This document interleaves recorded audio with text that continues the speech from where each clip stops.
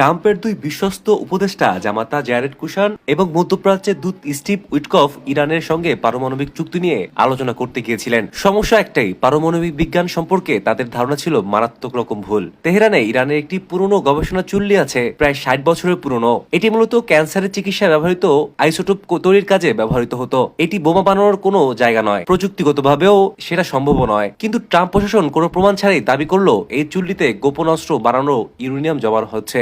অবসরপ্রাপ্ত পারমাণবিক বিজ্ঞানী ক্লাউস মন্টেনন সরাসরি বলেন, একটি চালু রিঅ্যাক্টরকে গুদামঘর হিসেবে ব্যবহার করা যায় না, এটা কখনোই ঘটে না। আলোচনার টেবিলে কুনশান ও উইটকফ কোনো পারমাণবিক বিশেষজ্ঞ পর্যন্ত সঙ্গে আনেনি। অথচ ওই বৈঠকেই ইরান একটি বড় প্রস্তাব রেখেছিল, তাদের মজুদ ইউরেনিয়াম যুক্তরাষ্ট্রের কাছে হস্তান্তর করতে রাজি। এই প্রস্তাব মানা হলে সংকট শেষ হতে পারত, কিন্তু ঠিক সেই মুহূর্তে যুক্তরাষ্ট্র ও ইসরায়েল যৌথ সামরিক হামলা শুরু করলো আর আলোচনা পথ নষ্ট হলো। উইটকফ নিজেই স্বীকার করেছেন, আমি পারমাণবিক বিশেষজ্ঞ নই। প্রশ্ন হলো, তাহলে এত বড় সিদ্ধান্ত নেওয়ার দায়িত্ব কেন তাদের দেওয়া হলো? বিশেষজ্ঞরা বলছেন, এই অজ্ঞাত একটি সম্ভাব্য শান্তি চুক্তিকে যুদ্ধে পরিণত করেছে।